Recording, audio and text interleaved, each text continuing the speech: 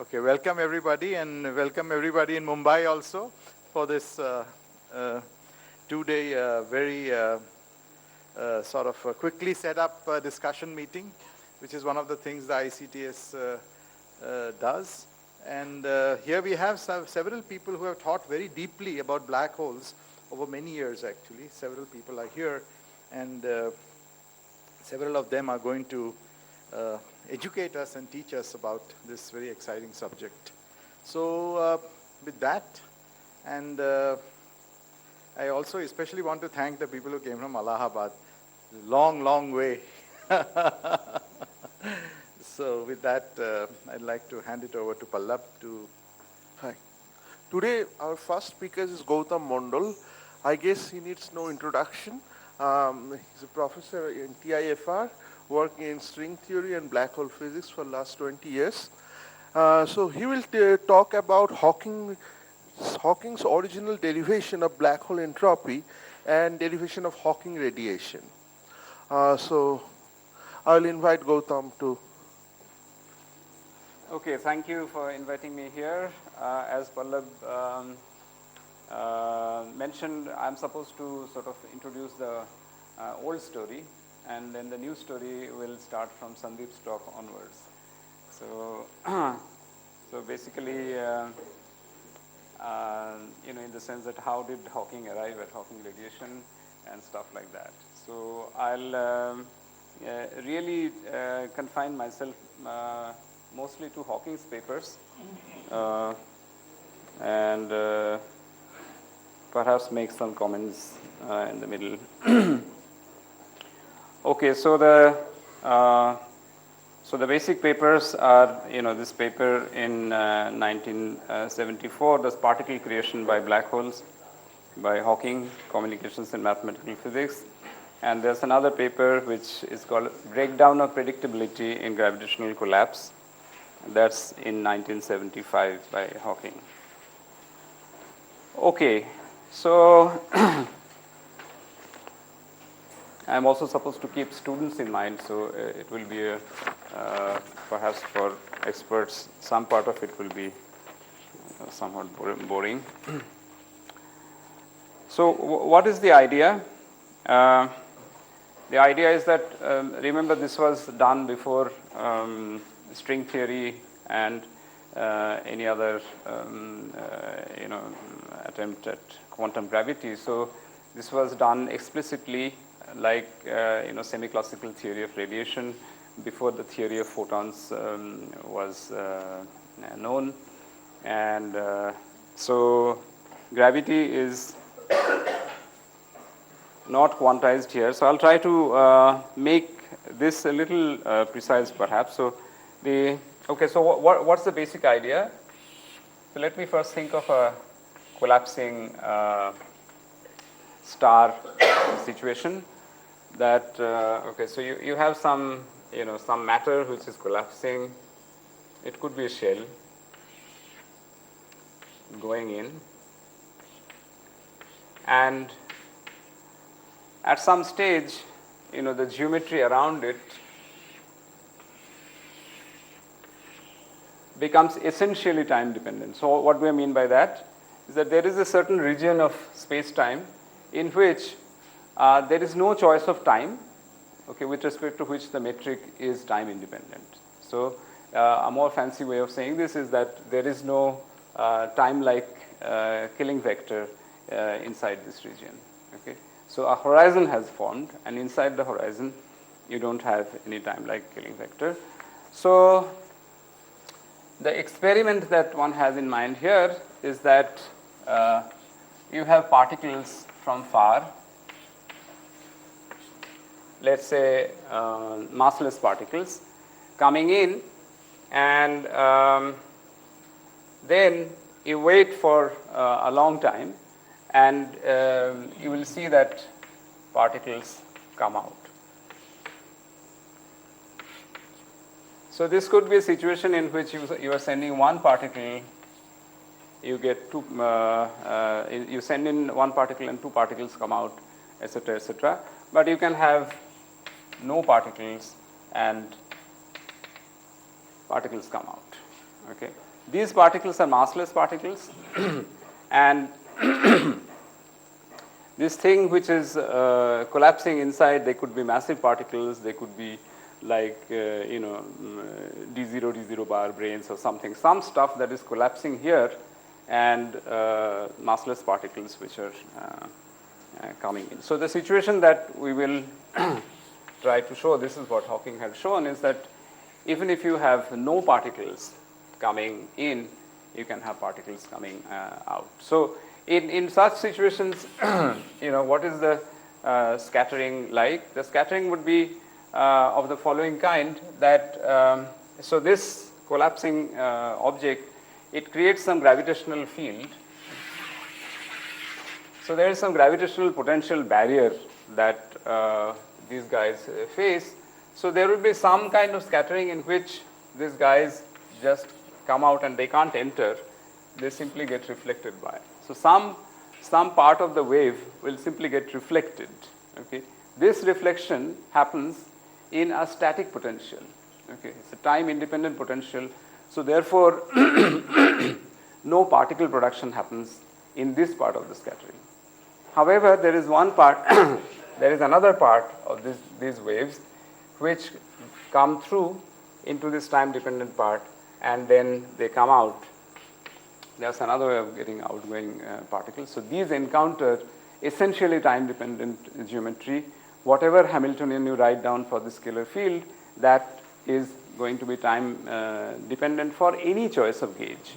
It's not like in electrodynamics where you can have constant electric field which might look like time dependent in some gauge in terms of the vector potential, and not time dependent in terms of some other thing. Here is no such luxury.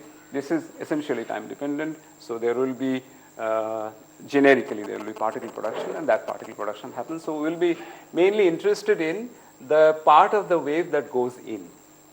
Okay, so that's what it is. So and what Hawking has shown, and that's what we are going to review, is that even if you have no particles, okay, particles might appear. Particles will appear. So by particle production, you mean any kind of particle, or what kind of particle that will come? So we'll consider here massless scalar particles, but anything that is there, all particles in the standard model, all particles that are around, everything will appear typically. Okay, so just to set the stage, so this just by itself, this collapsing star will be described by some state which we are not going to sort of so I'll just say the following thing about this is that, so let's say this is described by the by metric, and let's say some other, let's say massive scalar field which is forming the collapsing matter, and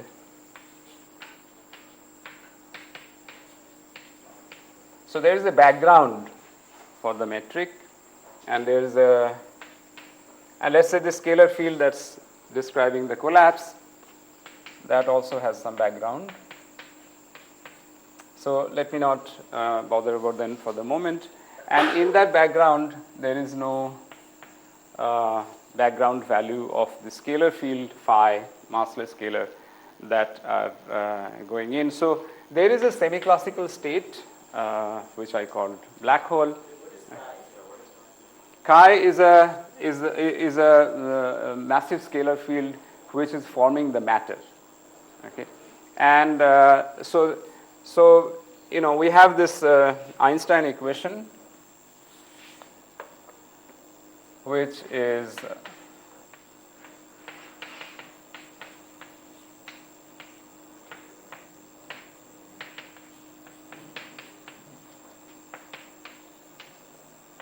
this is built out of chi's, and this is built out of this classical G mu nu, and this guy is some kind of a coherent state built out of gravitons and chi fields, okay, which describes this geometry. And what is being assumed is that the other fellows, okay, these and these, okay, they are not changing this state much. Okay, so the definition. If you don't have a timeline investment, there is no is there a horizon or horizon changing? What happens? Yeah, so horizon of course is changing very slowly. So in the initial process of Hawking evaporation, the horizon is changing very slowly. So the back reaction can be treated adiabatically, okay, for at least, when you were describing a whole bunch of Hawking particles coming out, by then nothing has happened to this one. The back reaction can be, sort of, I mean, these are of course, these are all issues which will, I think, be discussed threadbare and so on. But this is what Hawking has assumed, okay. And so this will be some kind of, whatever. Don't take this thing seriously. Some stuff like this, whatever, plus. On the real Fock space, absolutely no particle Fock space, there will be some, coherent states formed in this fashion. So there is some big bulky object which, so I'm not going to write this one any further. So this is what it is. And now we'll discuss the Hilbert space of these phi particles. We'll ignore this h, mu, nu, and delta chi for the moment. Let me write down, of course, so the Lagrangian or the action which has the g mu nu, and it has the chi and it has the phi, it will have the following structure. It will have the S classical, depending on this bar fellows, and it has the various quadratic actions.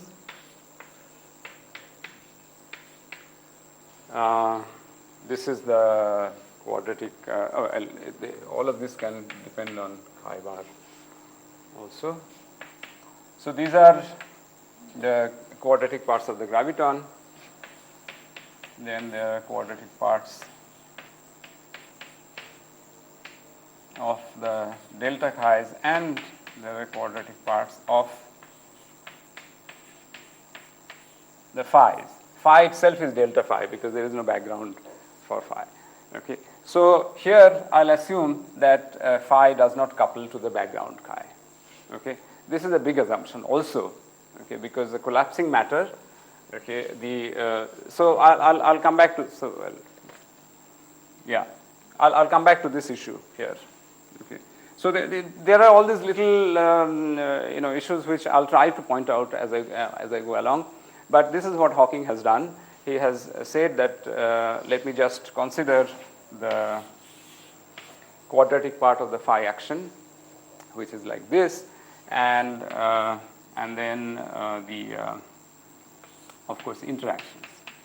So these are the matter could be very far away from the horizon. So it depends, right? So by the time time of course is whatever. Let me say by the time it encounters the collapsing matter, it has encountered. So the picture here is that this region, which I said here, this is the horizon, this circle, and what Subrat is saying that the matter could be far inside. Okay. So we will try to draw some diagrams in which the issues of these guys. So Hawking makes the point that the phi quanta that will be involved, okay, in the process of Hawking radiation, they in fact are such high frequency quanta that the details of the collapsing matter, okay, will not matter to this one. It will see essentially only the empty Schwarzschild geometry as if the collapsing matter didn't exist. Okay, so let me carry on now. So let me write down what this. So outside the collapsing matter,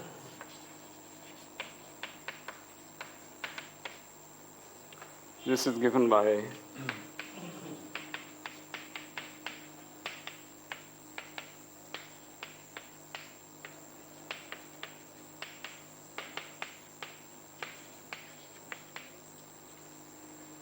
That's what it is. Since Yeah. this is being recorded Yeah. and will be available on YouTube, Yes. you should write in such a way that people can follow. People can read it. Okay. Okay. So, so here it is once again.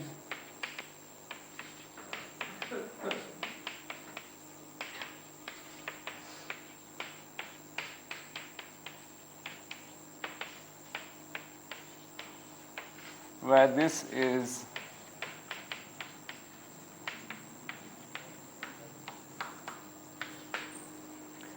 okay, so that's the metric, and there is some structure of the collapsing matter here, which so inside. So this is outside the collapsing matter.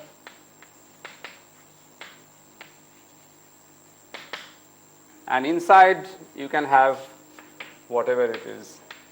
So there is a solution by Oppenheimer and Snyder in which the inside is given by some contracting FRW universe. So I'm writing for example, in which the only thing that is kept for this chi bar, okay, is some dust.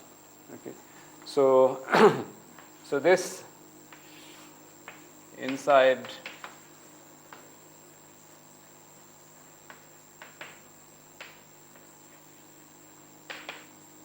so of course you know, if Oppenheimer Snyder is too old, you can look at this book by Birrell and Davis, which has a chapter on quantum black holes, in which you know, a matching of this is done, how the various wave modes that I'm going to discuss, they pass through the collapsing matter. All this are discussed, so you can look at those. All right. So M is time dependent only in that sense, you know, in the adiabatic sense, that it's very slowly changing with time because of Hawking radiation. But this will become, you know, it's not like a Vaidya metric solution. Okay, so let me take that comment back. So you can consider the metric of the collapsing thing also here. Okay, so you can have the other solutions. So in which you can think of this M as a function of the you know, the light cone time and so on. So indeed you can have that also. Okay, all right, good. So let me just draw the. So I'll draw several diagrams here. One will be the Penrose diagram, and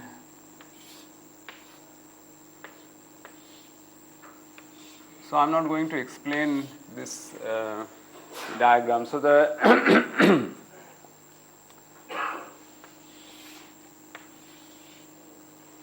if you just start with the Schwarzschild geometry, the one that I drew here, then by a series of coordinate transformations, you can arrive at this what is called the maximally extended Schwarzschild geometry. To begin with, the Schwarzschild coordinates describe only. Okay, so let me draw one more, one better diagram, perhaps.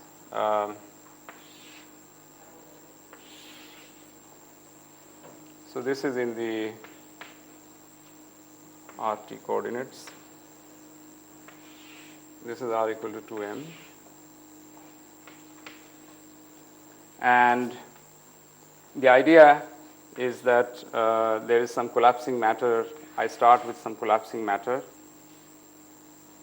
which can be thought of as basically, so in this dust approximation, these are all massive particles which go inside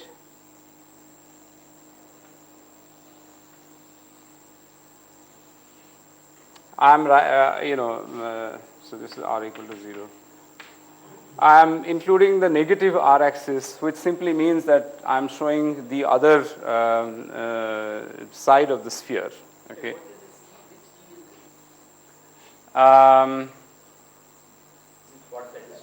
This is Schwarzschild time.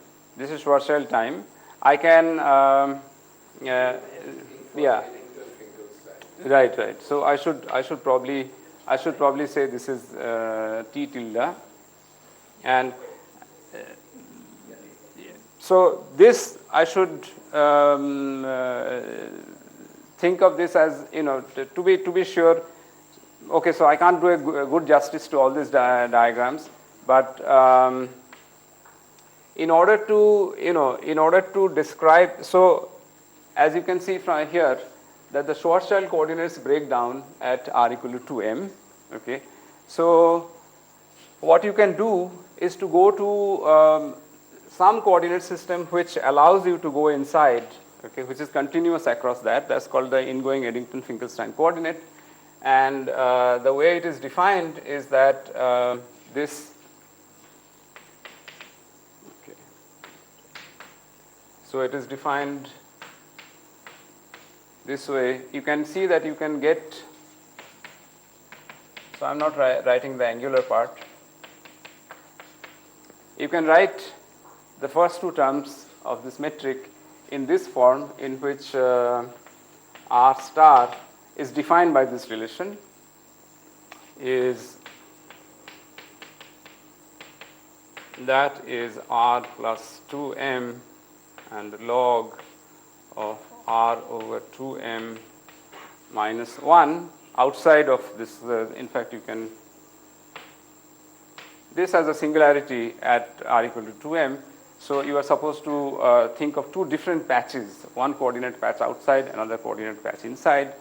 And then you can write this as minus du dv. So let me introduce this right now anyway, because I need it. So u is called the retarded time, and so this object r star at large values of r is more or less like r. So far away from the black hole, you can think of this r star more or less as r. Okay.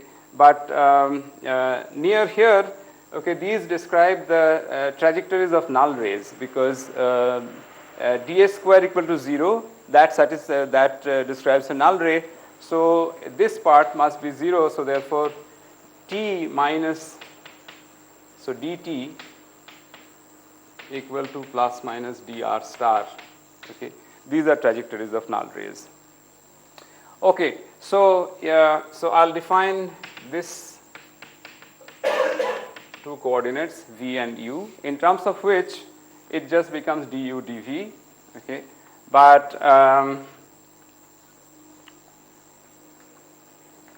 even this is singular, so what I should do is to change from, get rid of this u fellow, okay, and write this as, so remember that u can be thought of as v minus 2r star. So this du I'll write as dr star. This gives me some coordinate system. So after doing this thing, I'll get 1 minus 2m over r minus dv square plus 2 dv dr. Okay, this is something which you can check, is that this metric is non-singular, non-singular, and you can describe both inside and outside. So if you wish, this axis you can think of as r star, or you can think of this as, well, v. Okay, so what? dr star, right? What is the second term? dv dr. No, dv dr. So the way it happens is this. dvdr or dvdr? dv dr. So the right. So the way this is often drawn is the following, that there is a t tilde that is defined, okay, and that is given. So this is defined to be t tilde plus r. Okay, so you can think of this t tilde as that. Okay, so anyway, so I can't do better than the pictures in Misner, Thorne and Wheeler. They have beautiful pictures, hundreds of them. So please have a look at those things. And so okay, so the and after a few more transformations, you can see that in terms of this du dv. So why is this not good yet? That is because there are two zeros. Okay, this du dv at r equal to 2m. Okay, this entire 2 by 2 metric is becoming just 0. Okay. However, here it's become at this stage it's becoming 2 dv dr. So that's like in the VR space it is like 0 1 1 0. So that, excuse me, that's a good metric. Okay, and a little away from the horizon it is 1 minus 2m over r. Okay, like that. So this is a good metric that you can check. So anyway, using Eddington-Finkelstein or the even more sophisticated thing which is called the Kruskal coordinate, you can arrive at this diagram. So this is the horizon. So r equal to 2m sits here. Okay, this is called the future horizon. This is called the past horizon. This is all about empty Schwarzschild solution, and these are the places where massless scalar particles come from. You can show that all massless scalar. So first of all, this diagram. Okay, I should say at least a little bit about this diagram. This diagram is something in which the massless particles, they all move at 45 degrees, either like this or like that. Okay, and right, and actually this diagram I am drawing in the RT plane, right, and right. So yeah, I'm just wondering how much to explain. So all massless particles, when you are thinking of t equal to minus infinity, they all appear from this this surface. This is called scri minus, and they end up at this surface scri plus, or they end up inside the horizon and onto the singularity. Okay. Sorry, but this can't be RT, but finite T, the matter never goes inside, right? It is T tilde, maybe. Yeah, maybe I'm. It is T tilde. Yeah, it is T tilde. Yes, yes, it is T tilde. So the way, so let me just draw a few light-like rays. So they far away back in the past, the ones that are going in, okay, they will just go like this, okay, and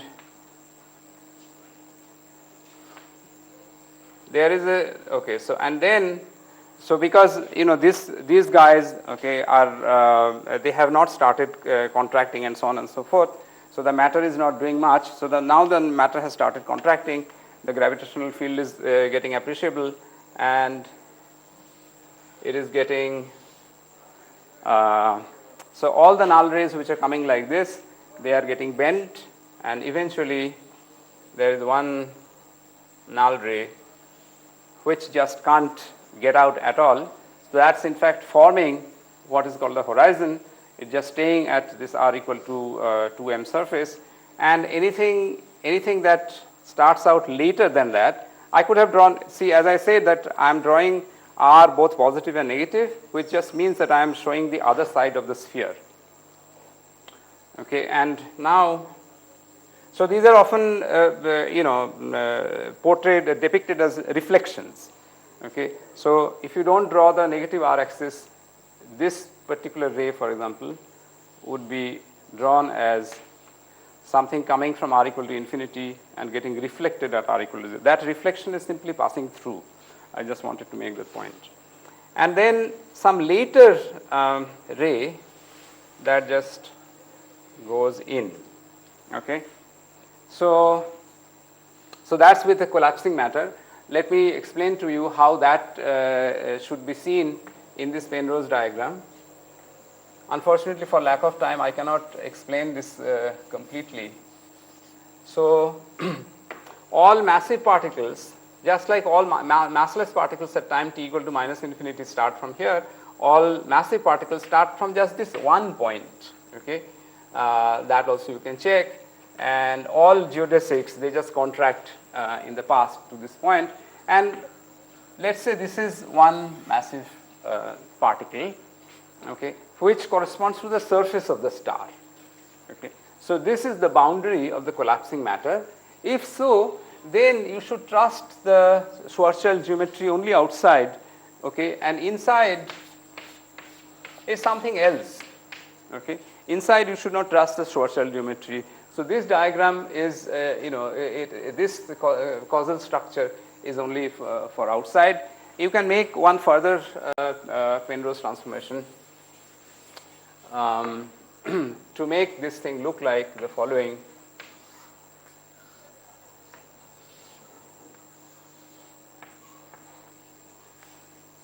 To look like the following, it is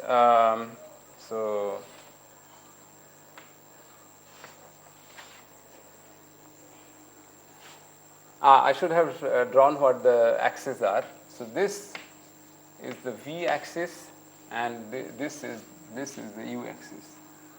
So throughout this talk, my u and v would be like this. Sorry, just one question. You are Yeah. drawing for chi or phi? I'm drawing for the geometry now only. So this line is that for Chi. Oh yeah, this is chi. This is chi. So are you saying that? This is massive. Sorry, but you have a line which is inside the horizon. I mean, chi does not see the horizon is that line, right? 45 degree. Horizon is this line. So inside that part is also Schwarzschild geometry. No. So good. So inside here, it could be any of these. For example, it could be a collapsing cosmology solution inside here. So inside here, of course, even here, what you have to do if you want to write down a Penrose diagram, you have to match up the 45 degree lines. Okay, but it's not a horizon anymore. Okay, so it's true that this is a 45 degree line, etc. And so you can make a further transformation here. Okay, and this exposed part here is only the horizon. And beyond that horizon, that part, I'm asking. Hi. Although we could just say the horizon is the last ray that can reach out the boundary of the But it doesn't have the property of being a horizon anymore. Meaning that there is no place where all this light cones flipping, etc., it happens That's inside. true, but we could just define the horizon as, you could say that the horizon is the last ray, so to say, or the boundary of all rays which can I get could out. define it that way. And then, of course, you extend it out. Indeed. So I can track a null ray inside, okay, and call it whatever it is. It's a null generator of the horizon, which can be extended inside. But strictly speaking, this exposed part is the one which has Schwarzschild geometry, and this is what I would call the. Does that sound reasonable? It is. This may be a matter of nomenclature. Oh, I better. Okay. So this is what you can make it look like that. And from this point of view, this last ray which formed the horizon, okay, this is this one, and this is my v-axis. So there is a certain special point v equal to v0, okay, and anything that goes later than that, okay, let me draw it a little far, that goes like that and ends up here. Okay, let's say this is some v equal to v1 that ends up at the horizon, singularity, and anything that is before goes like that. Of course, all of these chaps can get sort of backscattered by gravitational potential.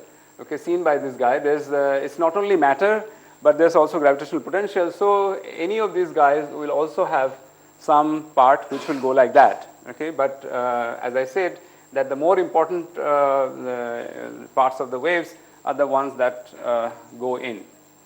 Okay, good. So, right.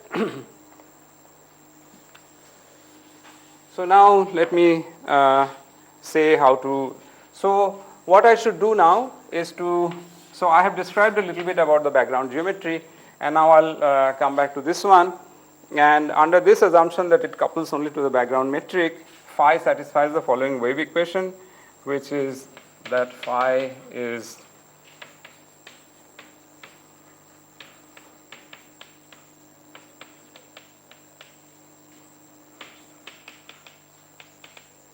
like that, where these this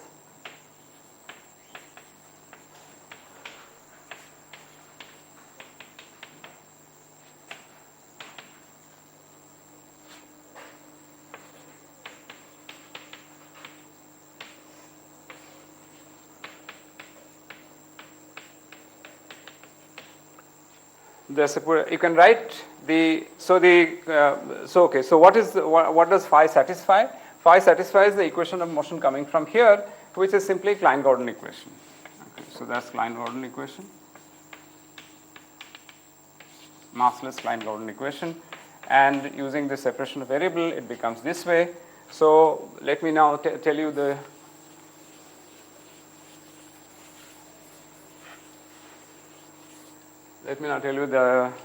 form of V of R. So V of R is 1 minus 2m over R into L plus 1 R square divided by 2m R cube, and it looks like as follows. So it's like this at R equal to 2m, it is 0 of course, and it has a hump here like that. Okay, this is how it is, and the hump is at R equal to 3m. Okay, so this is the potential barrier that I was talking about. So if a wave is coming from R equal to infinity, it can come and get reflected, okay, just like that. But that is getting reflected by the static part of the potential. Okay, there is a killing vector here, the Schwarzschild time, with respect to which clearly the metric coefficients are independent of time. So therefore, one particle goes back as one particle, no particle creation happens. But anything that comes in here, okay, that sees time dependent geometry, and that's what we were going to. Okay. Maximum, the height of the maximum depends on L, of course. Yeah, it's but this is what I just never mind about this one. So I just saw this R equal to 3m. I also seem to remember something about R equal to 3m. L equal to 0? Yeah. Okay, right. Thanks. So, so there's some peak here, and this of course depends on, so very high angular momentum things, they can't get in because so for them, these are the only modes. Okay, this reflection is the only thing, and these modes cannot go in. Okay, so let me.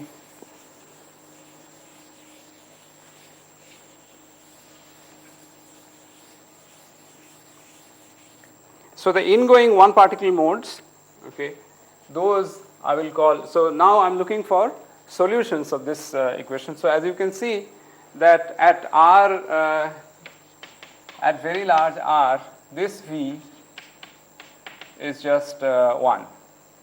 This V is just 0. This part is just 0. And if you look at this thing here, it's basically given by,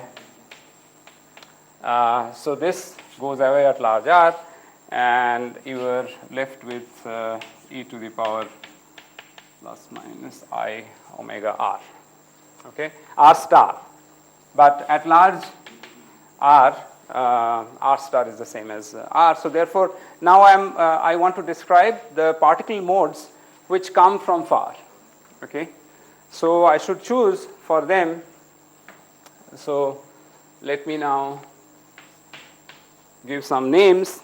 Okay, so the FLM R theta phi, those are these well, I should probably call them just F omega L. Okay, so I'll just drop this YLM theta phi from henceforth, and I will also ignore the in writing I'll ignore the L dependence of this one. So F omega RT. Okay, so this R, so the full phi is like F omega RT, and that is given by 1 over R e to the power minus I omega is what I should choose, and like that. All my time dependencies would be of this sort. Okay, I'll call these positive frequencies. Okay, something that has minus IT times a positive number. So omega will be positive here. Okay, so it's like that, and so these are the incoming one particle modes. Okay, and if I want to describe the annihilation and creation operators corresponding to, so let me say that the annihilation and creation operators corresponding to these modes are this way. So then at t equal to minus infinity, okay, I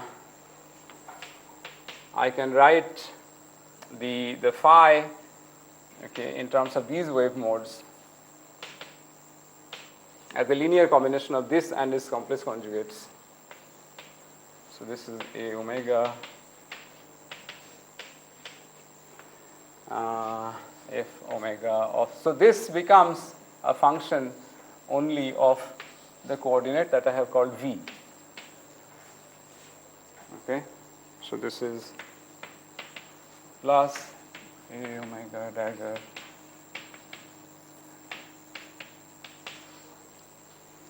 like that. So let me define a vacuum of the incoming particles. So this is sometimes also called 0 minus, as the ones which are defined by this. If I wanted to describe an S matrix of one particle going to two particles or something like that, I should start with some A daggers acting on 0 and see how it scatters through the material of the black hole. Okay, good. So I'll start with this one. So as I said, I'm interested in S matrix elements of this sort, 0 going to n. So now let me talk about the outgoing modes. So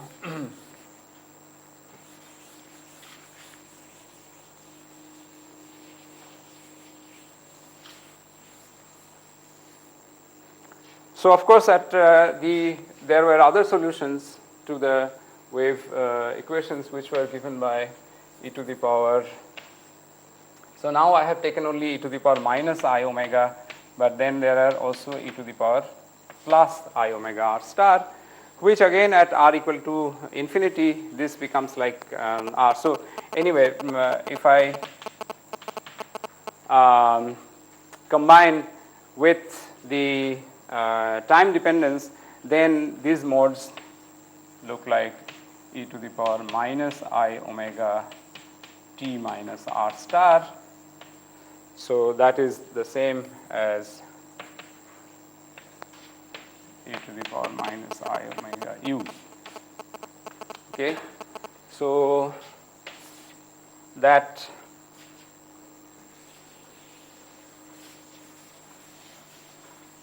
Gautam, yeah. familiar thing, but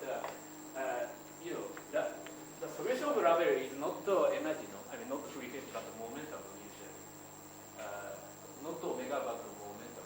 Oh yeah, yeah. So this is a massless particle in which omega and k are the same. Oh, I see. Yeah. Oh, I see. So yeah. So I'm here considering omega equal to k bar, that massless particle. So this k is that thing. Okay, good.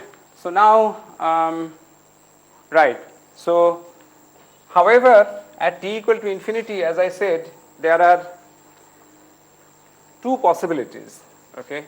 So at t equal to infinity, there are waves which which just end up outside like this, but there are also waves which end up inside like this one, and these are something which I will call p omega. So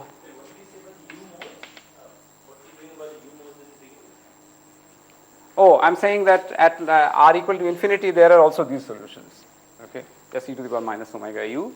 So I'll call these things as p omega. Zero is by those guys also being zero. Right? The in vacuum has those also set to zero. No. The in vacuum has only this A oscillators. So I'll write down this P guys just in a moment. So P's, they will be defined like that, and then there are also these Q's. So let me draw them also over here. So at infinity, I can have these modes, which I will call P, and these modes, which I will call Q omega. My question is about the u modes at equal to minus infinity in that. So those are There aren't any, because it's prime minus. So you only have to define the state, you only have the ingoing. Yeah, something that was going out, even at t equal to minus infinity, okay, they are not part of our discussions at all. Okay, so at t equal to minus infinity, I am considering only particles which are going in. Okay, so those are these fellows, and of course, at any so there are at t equal to plus infinity, there are two choices. At t equal to minus infinity, therefore, there is only one choice. Okay, which is that it's the r value is the value of r is decreasing. Okay, so it's going inside in the radial coordinate, and at t equal to plus infinity, there are two choices. One is going to the singularity, and another is going to so therefore here the phi can be completely written as a linear combination of the f modes, and here phi can be written as a linear combination of p and q modes. Okay, so that's the issue. So let me write. So q of omega, let me not write them right now. Okay, but okay, another point here is again about, see, inside here, as I said, okay, for the p modes again, okay, there is a notion of positive frequency modes. Okay, what is that? That if I take e to the power minus I omega u, that corresponds to e to the power minus I omega t. Okay, so this t is the Schwarzschild time t. Okay, that is what the that is what the faraway observer is using. Okay, any observer who is at fixed distance, fixed large distance, whatever. So that they are using this. So it's a time of the faraway lab. For particles which are going in and hitting the singularity, there is no notion of canonical choice of time. Okay, so let me keep this thing ambiguous for the moment, and I'll see where the ambiguity comes in. Sorry, yeah. So the P omega are those modes which gets reflected by this potential. Are those modes? So let me write down by P both of them. So later on, I'll split this P, the outgoing guys, as P omega 1 and P omega 2. Okay, P omega 1s are the ones which are reflected by the potential, static potential outside, and P omega 2 are the ones which go inside and then, so P omega 1s will be those like these are P omega 1, and P omega 2 will be these, sorry, I shouldn't draw them here. P omega 1 are like this will be my P omega of the 1 type, and this will be my P omega of the 2 type. Okay. Right now I'm not making a distinction. Everything that looks like e to the power plus I omega r t minus r, e to the power minus, so everything that looks like e to the power minus I omega t minus r at large distances, I'll call that P omega. Okay, all of that. Okay, good. So okay, so what I'll do here is to say that, so I can define some, so right now let me just say that this is what I will do to the horizon. So this is unspecified so far.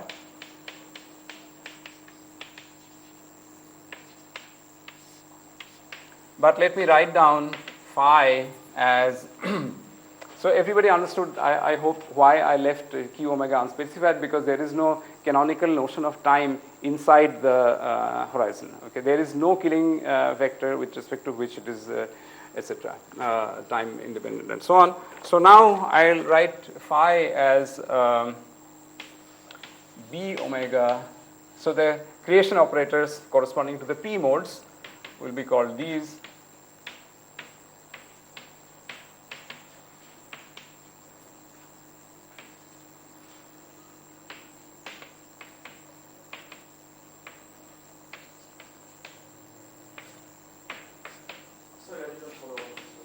Yeah.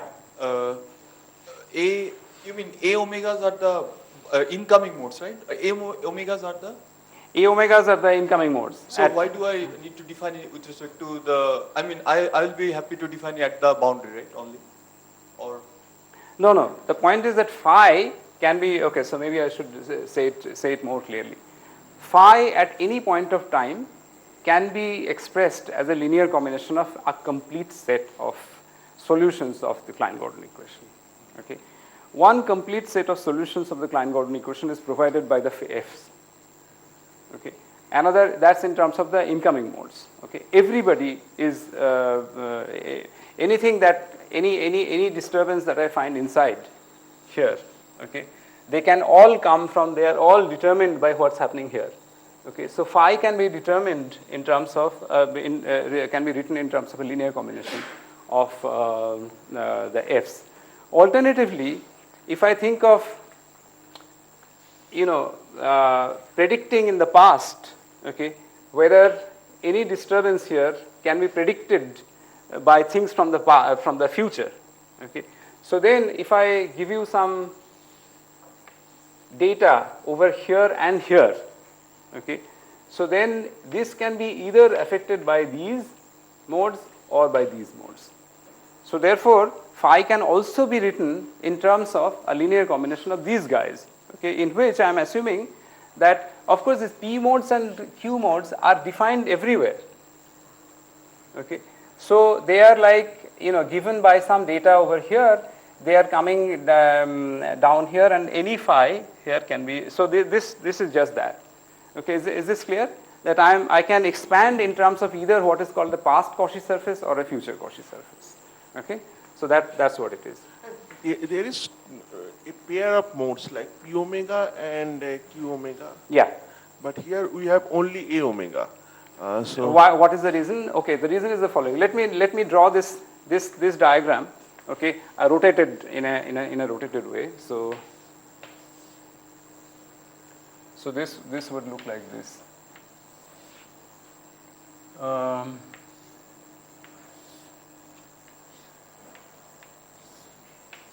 Okay, this is my rotated picture in which I am allowing the antipodal side of the sphere. So this is what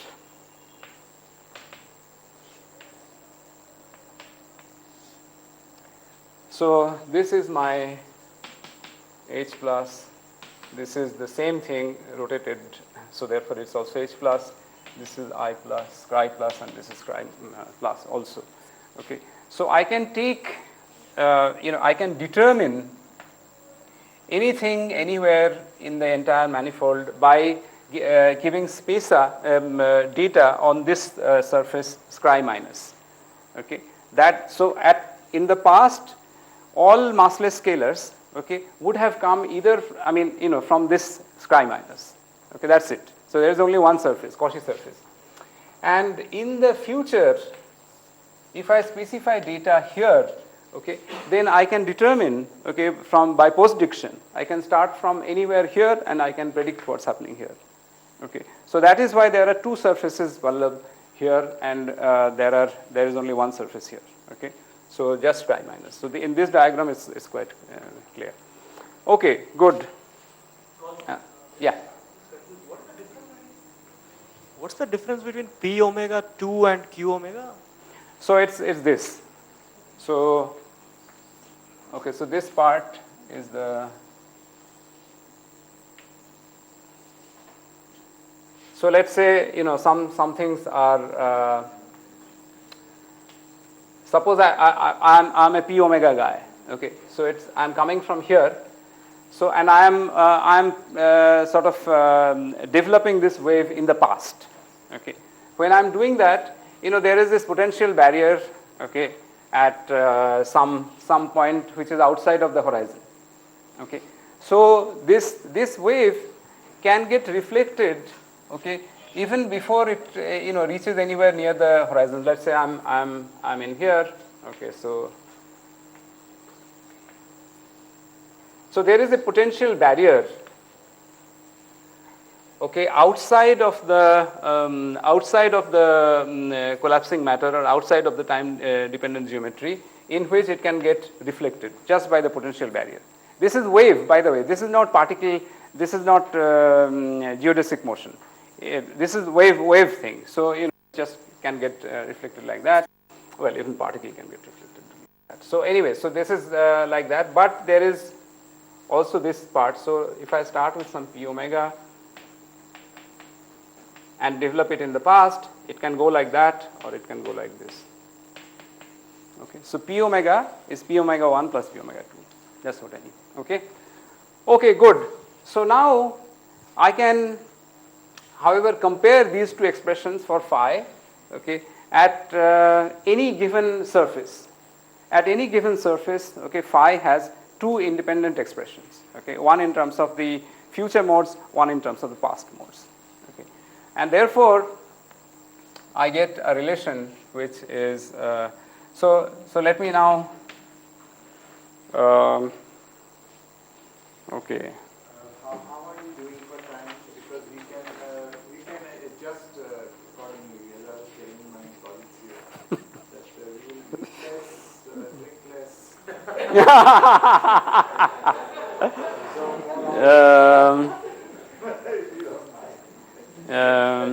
Yeah, when was the break meant to be? It was at 10:30.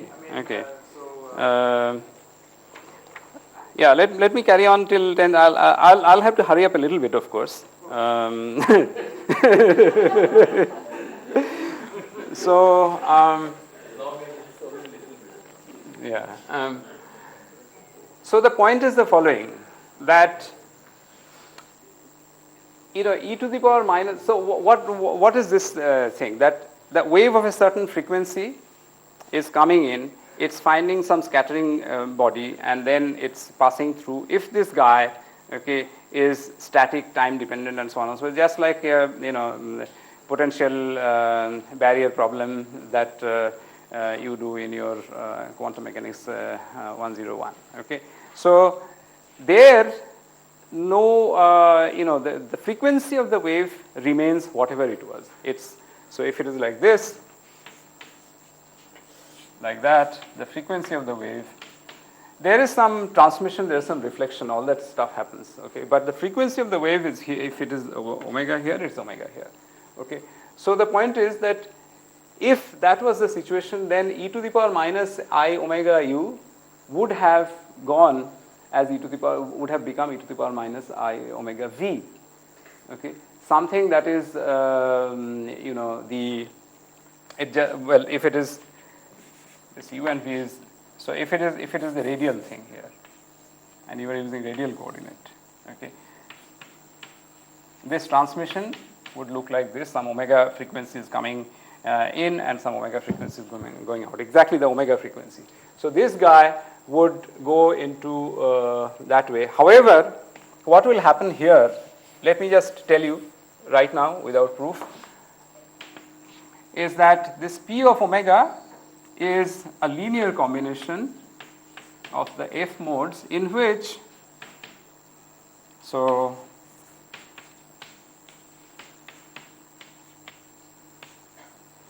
okay, these, remember, sorry, and there's a sum over omega. Remember, these had e to the power minus I omega prime v, and therefore the conjugate of that will have e to the power I omega prime v.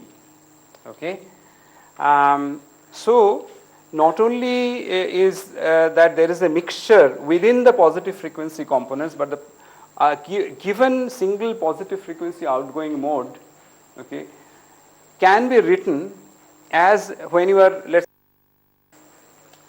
So what am I trying to do now is to see whether these p omega modes can be written in terms of the f's. Of course it can be, because take the p's or the q's, anything what the value of this mixing coefficients is, and what happens as a result is the following, that, so this I will derive, okay, just in a second, but let me tell you the consequence of this. So so plug this thing, and also you can of course also backtrack. You haven't defined the B omegas and the C omegas. So the B omegas and the C, yeah, so B omega and B omega dagger. So B omega dagger is the creation operator that creates the mode,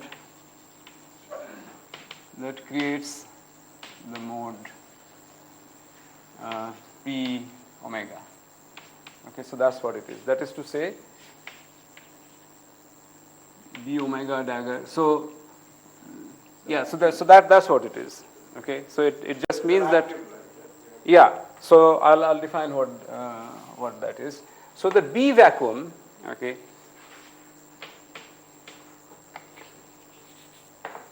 So just like I defined a zero in vacuum as the ones which don't have this was defined like that. Similarly, this will be defined in this way, okay, and the mixing here between the wave modes would imply the following. I'm still leaving the C unsaid, okay. So I can define with respect to some, okay, so I should really define then, so I can define some C like this, okay, but with respect to, because of the ambiguity of the choice of C's, the definition of this zero, okay, is ambiguous, okay. So but I will, for my calculation, I would not need this C omega, what that object is. Okay, so so let me just say that okay, there's another ingredient that I need, is that just like you can develop the P omega modes in the past and write them as a linear combination of the F and F bar, similarly the Q omega modes can also be developed in the past and written in terms of the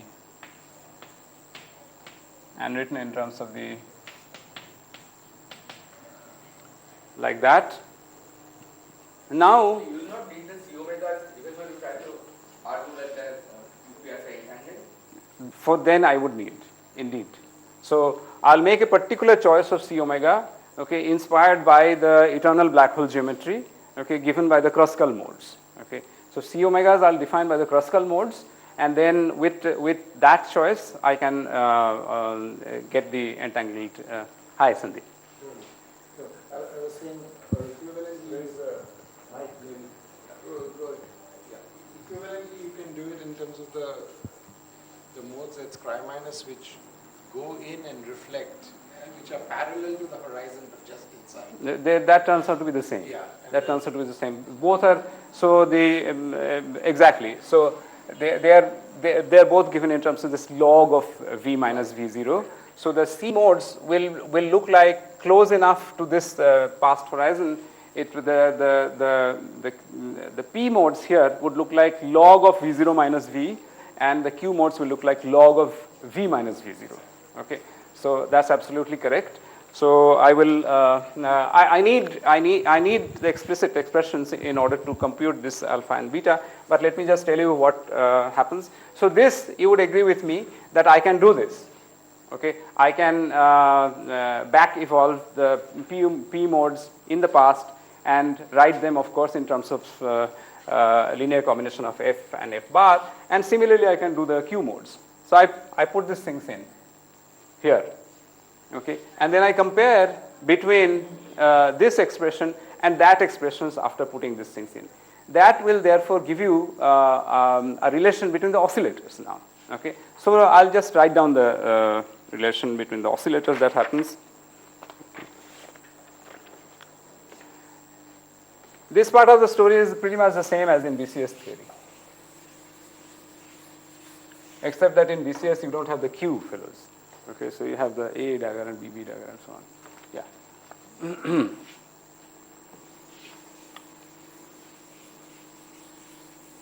Okay, good.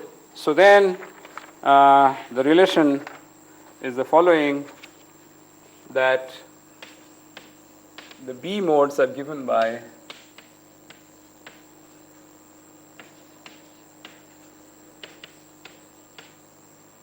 minus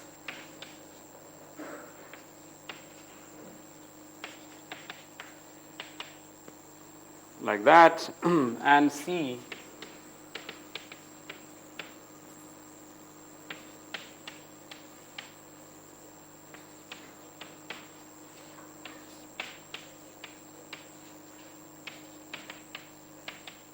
like that. Okay, so this is what you get. And a consequence of this is the following, that the 0 in becomes an entangled, okay, so this is, so I'll just write this one somewhat abstractly, that these are states which are created by the B oscillators, and C are the states which are created by the C oscillators. For this, of course, I do need okay, some definition of this, but let me just say what. So the mixing here. Okay, maybe I should just make. Okay, so why do I say this? So first of all, 0 in is not going to be the same as 0 out. Okay, here is a simple demonstration of that.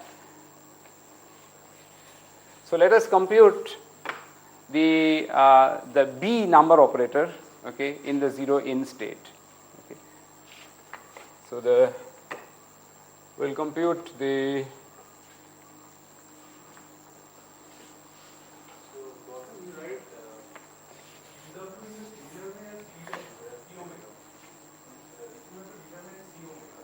Yes.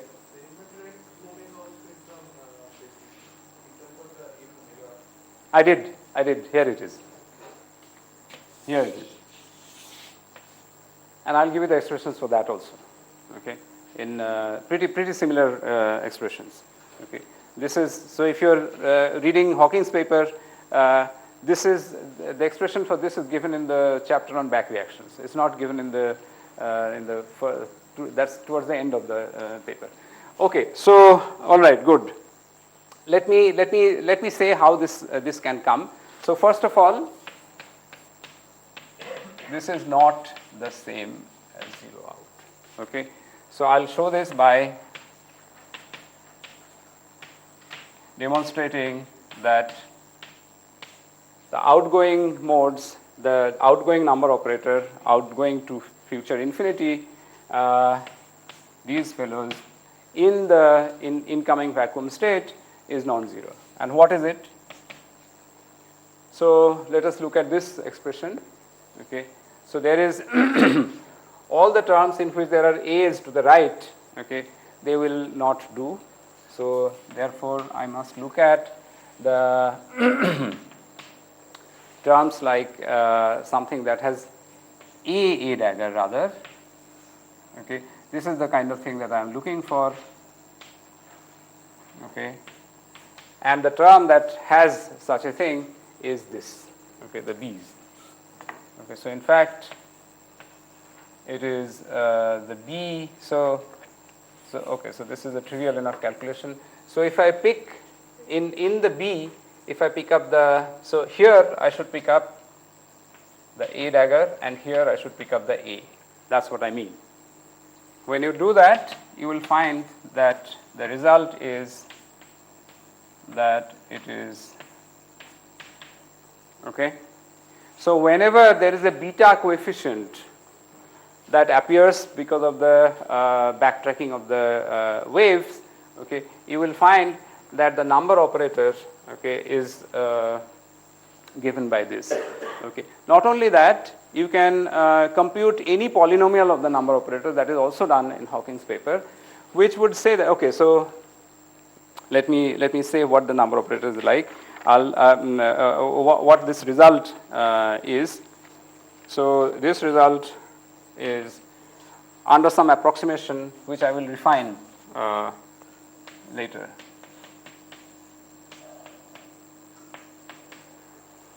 The result of a calculation is this. Yeah. How do you take this result so that how do you calculate beta? I'll do it. I'll do it now. Okay. And so just one more thing that I should say is that, so as I said, it's not just the computation of the expectation value of the number operator. So this is the expectation value of the number operator. This is just the expectation value of the number operator. You can compute the probability distribution of the number operator. Okay, that probability distribution of the number operator, that is also just thermal. Okay, so this is thermal distribution.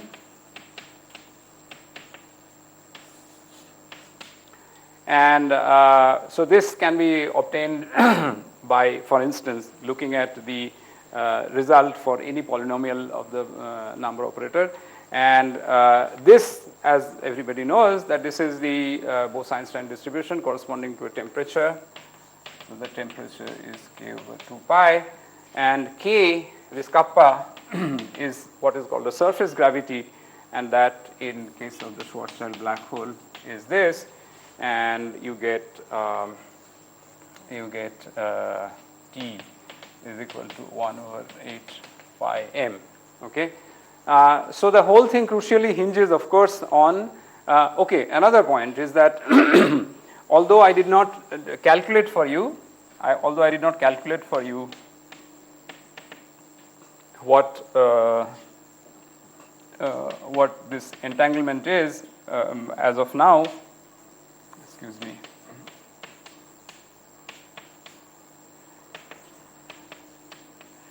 I didn't calculate this for you as of now, but clearly this is not a factorizable state. This lambda BC is not a projection operator. How do I know that? Oh, the B is the, okay, good.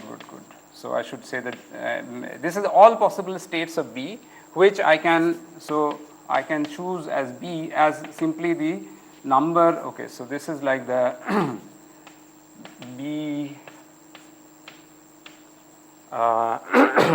Let me say it is NB dagger, NBW divided by square root of NBW, this acting on 0 of the B Hilbert space. Okay, this is my definition of B. All possible, so B's, all B's are simply the distribution of the number operators. Similarly, all C's are the to the NCW, sorry, product over all. That is to say, this is a state in which I have given arbitrary values to the number operators for each frequency. Okay, that is that state. Okay, this has created an arbitrary set of values for the number operator. Okay, similarly here, the 0 of the C. 0 of the C, and this is what I have called 0 out, and this is what I have called of 0 H plus. Okay, so that's what that's what it is. Okay, let me say that although I have not, so I have just said that there is an entangled state here, but how do I know that this is genuinely an entangled state and this is not a factorizable state? That's because I have just computed for you something that belongs to the B Hilbert space, okay, and I got some value whatever, and then I have said that actually doing enough number of this calculation, I can actually compute the reduced density matrix, okay, of this B Hilbert space. That reduced density matrix turns out to be a thermal density matrix. This is the proof of that. Okay, so the probability distribution of the number operator, okay, is of course related to the.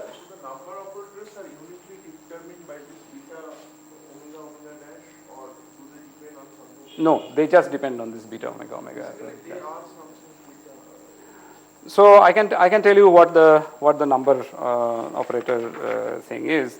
It is given by, so this is given by, oh, so let me, sorry.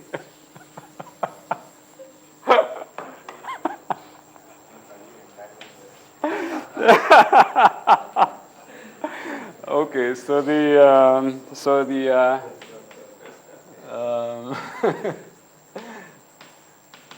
the number operator things are given by 1 minus e to the power beta omega e to the power minus beta in, okay, so let me call this in b omega.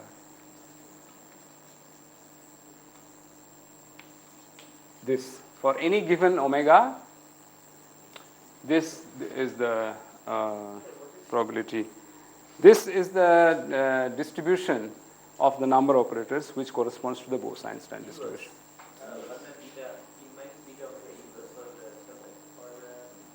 No, maybe I should say, let me put in a thing here.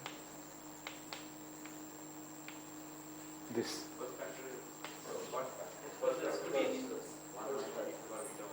No, there is no inverse here. There is no inverse here. So it is this. You can, this is what it is. There's the probability. So when you want to write down the joint probability distribution of an entire set, yeah, joint probability distribution of the entire set, then you should take a product over this and so on. So it works out. That's actually the. That's in fact Bose-Einstein distribution written in terms of the probability distribution. So the point that I'm trying to make here is that the reduced density matrix, okay, in the B Hilbert space, okay, is non-trivial. It has an entropy which is the same as the thermal entropy of the Bose-Einstein distribution at that temperature. So therefore, it was not a factorizable state. At least in in this way of saying it, this must be an entangled state. Okay, what that entangled state is, okay, that's there's a long calculation in the collapsing matter state. Okay, in the case of the collapsing star in Hawking's paper, but I will give you an indication of how to do this in the case of the eternal black hole. Okay, the specific entangled state. How much time? You are the chair. 1 I can continue the rest of it in some discussion session. I mean that instead of disrupting the flow of the thing, so no. Let's say in about 5-10 minutes.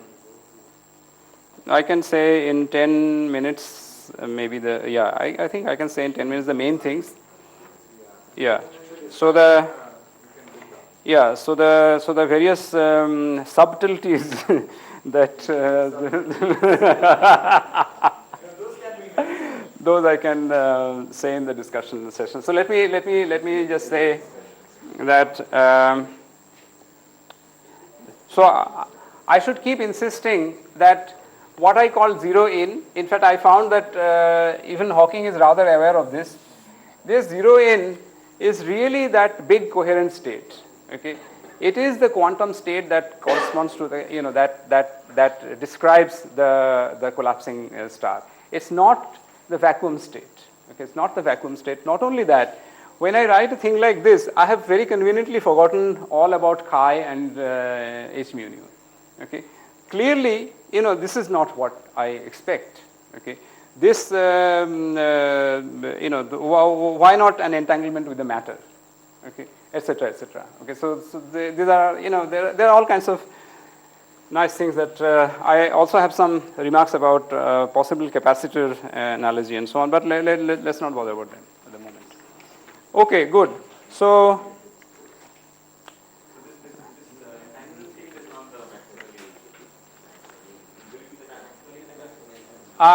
it will be, it is, okay, so I couldn't find a clear statement in case of the collapsing star case, but in case of the eternal the star case, it is indeed the thermophile double state, etc., etc. Okay, so that was shown by.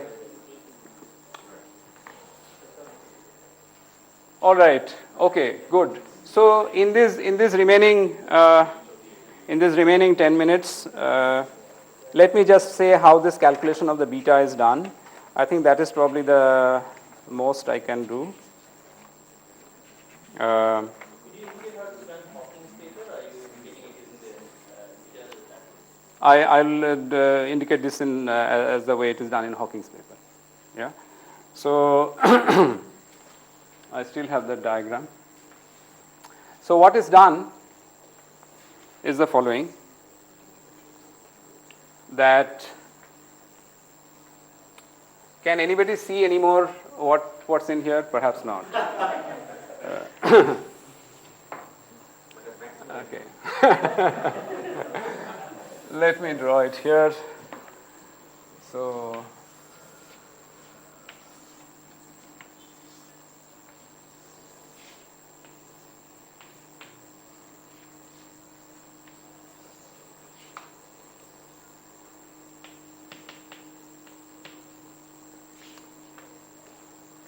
this again is my v axis.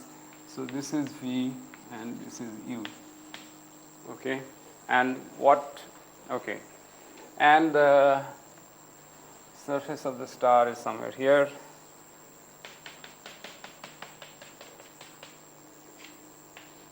Like that. And good. So note first of all that so this is r equal to 2m, and what happens to the u variable at r equal to 2m? Okay, that's an important issue. That's related to the redshift issue, of course. So look at what's happening to r equal to 2m to r star. So r star is becoming infinity, is becoming minus infinity. So at r going to 2m plus epsilon, r star goes to minus infinity. Okay. So therefore, u, which is defined as t minus r star, that goes to infinity for any value of t. In particular, at large t, of course, it goes to infinity. So u at this thing, so this r equal to 2m surface is something that has u equal to infinity. all the way, so anywhere here also. Okay, it's very large u. In particular here, this is u equal to infinity, and so consider what's happening to this modes like e to the power minus I omega u, which is the p modes. Okay, let's say I consider some null ray like this, and the null ray which sticks to the horizon, that one. So from some value u equal to, let's say u1, it's just jumping to u equal to infinity. So the phase of this wave, okay, is going through an infinite change. Okay, in other words, if you count the number of cycles, okay, of this wave, the number of wavelengths, okay, so it's crest trough, you can't keep count. So this is undergoing an infinite change. So therefore, this is a very, very high frequency wave, okay, and in computing this object, what am I doing? I'm basically taking a wave of that kind, okay, and I want to know how that wave is expressed as a linear combination of the f's here. Okay, so I am bringing in from the future some very high frequency wave and tracking it back over here. Okay, of course, I should not draw geodesics like this. Okay, this is the wave motion. So there is scattering, there is spreading out and all that stuff. But because these are such high frequency waves, Hawkins said, let us use just the geodesic approximation for that. Okay, the iconal approximation for these waves, which just makes this into geometrical optics, and therefore we can simply do ray tracing. So that's what the great game is. As a result, the details of the collapsing matter actually doesn't matter. Okay. So first of all, it's like that. So V equal to, so what now all you have to do therefore, okay, and the F guys here, okay, they are just exponential of minus I omega. So the F fellows here are just given by exponential of minus I omega prime V, and the P's that I am looking at are exponential of minus I omega U. So clearly the P's will not be of this structure, because the F fellows have some very mild behavior, okay, with respect to this from V1 to V0, okay, nothing is happening. So the change of this guy, okay, is very small. For omega primes, which are of order 1 or something, the change of this going from V1 to V0 is very small. So therefore, in order to account for some huge phase difference here, omega prime must be very large. So the meaning of this blue shift is really that the P fellows here, when they are brought in here, they must involve very, very high values of omega prime, okay, such that even a change of omega prime V from here to here can account for the infinite change over there. Okay, so that's what is that's what will come out in the expressions, explicit expressions that I write for M alpha. The other thing is that what is this wave really? Okay, so it's a linear combination of f's which must involve very high values of omega prime.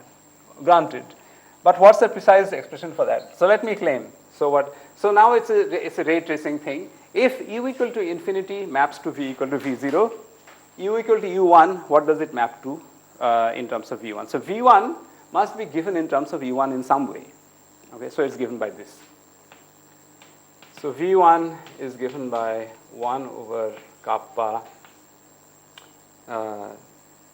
Sorry, it's the other way around. Any value of u here, so u1 is given in terms of 1 over kappa log of v0 minus v1. This is a ray tracing result which you can do basically you have to compute, so the way it is done is to consider two neighboring null rays, okay, and you keep track of the affine parameter along the affine parameter distance between these, and when you transport it here just by geodesic tracing, okay, so this is just neighboring geodesic distance between neighboring geodesics, that gives you this. Okay, this log actually comes because the affine parameter, okay, is related by log to the value of u. Okay, good. So this is what it is. So as a result, for any value of u, so let me get rid of this one business from here. So what you get is that the p fellows, okay, so the p guys, this chap is actually given by exponential of I omega over kappa log v naught minus v. And that has to be written as a linear combination of e to the power minus I omega prime v and e to the power I omega prime v. This you can put in Mathematica. In fact, I did. Surprisingly, it gives the right result. Okay, the same the same one as Hawking got. So what? No, it's surprisingly for Wolfram that it gave the right result. So anyway, it's being recorded, is it? Okay. Right. So that's the matter. So, but let me write down a little bit of the expression. No, I'm going beyond the 10 minutes. I'll just write down the expression and stop. Okay. So what is the expression for? You may take 5 minutes or something. Okay. Thank you, sir. I'm beginning to know what you have. Right. So good. So now this Fourier transform. Well, I must say that you have to specify your contours and so on to Mathematica carefully. So, but this is what the result for alpha is. So alpha. So both alpha and beta exist. Okay, that's point number one. And alpha omega prime is given by, so there's this transmission factor here, which is not that important. So this is directly copying from Hawking's paper. Okay, I should say that Hawking, for some reason, calls e to the power plus I omega v, e to the power plus I omega u, etc. as the positive frequency things. Okay, so so it is with that understanding. Okay, all right. So v naught, of course, has to be there.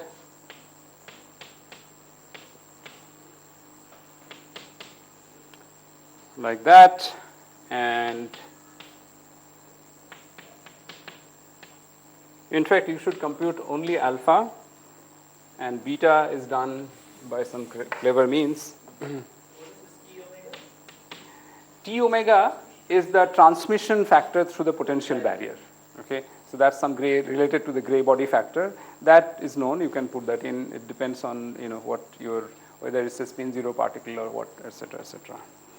Okay, so it's that way, and then minus 1 plus I omega k. I have the expression for the e to the power my thing also, but in case there is a mistake, I just wrote Hawking's expression. And at beta omega prime, you can see that beta omega prime is simply the Fourier transform of this one with the sign of omega prime changed, flipped. Okay, so beta omega prime is basically given by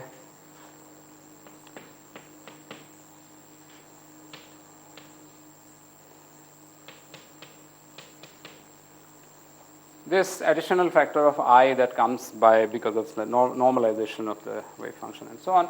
So this is what it is, and all you have to do here is to flip the sign of omega prime in this, okay, and correctly, Okay, so it turns out that when you are talking about the p modes, okay, the p modes essentially are, okay, so I should say that this expression is valid, okay, for v less than v0, and the p modes actually are 0. They are 0 for v greater than v0. That you can see. Okay, like these modes. Okay, they can only. I mean, anything later than that is not a v mode. There's a q mode. Okay, so it's like that, and so because you are taking a Fourier transform of functions which die off at large values of v, that means that this object which has been obtained as a Fourier transform of such functions, this is analytic. This is analytic in the upper half plane of omega prime. So this omega prime to minus omega prime that you have to do, you have to go through the upper half plane. Once you take that into account, then this, so the only important contribution comes from here. Okay, this omega prime, you must change that to e to the power pi I omega prime. So the additional factor that you will pick up is e to the power pi I times I omega over k, kappa. So beta, if you take the mods, you will find that it is e to the power minus pi omega over kappa, the alpha omega omega prime. Okay, this is what you get from this trick. Much of this thing is not even relevant. Okay, and how does that give you that summation over this thing? Because the Bogoliubov coefficients satisfy the following relation that alpha omega 1 omega 2 alpha prime minus beta. Okay, it satisfies basically alpha omega 1 prime square. Okay, so that follows by the normalization. F's were normalized, p have to be normalized. So therefore, the alpha and beta fellows must satisfy some relation. So that relation is this, and because of this thing, you can write this object as e to the power. So you can write, so this is 2 pi I omega over kappa minus this thing, beta omega omega prime squared. Sorry, there's a sum over omega prime in these things, and omega prime is equal to 1. Okay, that's the result. Okay, so can you summarize in 1 minute what your so things you would have wanted to say? So first of all, the collapsing matter here is considered to be quite impervious to the phi field that is going in. So this chi guys and so on. So for example, the Sandeep pointed out to me, and I looked at Toft's paper, in which he says that the interaction of this, the p modes, for example, with the at least if not with the chi fields. Okay, suppose that this phi is some field which doesn't have interaction with the matter part of this collapsing black hole, but at least it has to have interaction with the gravitons. Okay, and the interaction with the so that is in that interaction part of the action which I didn't write down. So that should be taken into account. Okay, so the gravitons, how they change this thing, and then also that in writing things like this, if you this I can discuss this is some fun example in which you are talking about Schwinger pair creation in a capacitor, and how to take into account the back reaction onto the capacitor, and typically it would get, the pair that gets created, okay, typically it would get entangled with the state of the capacitor and things like that. So, but yeah, okay, yeah.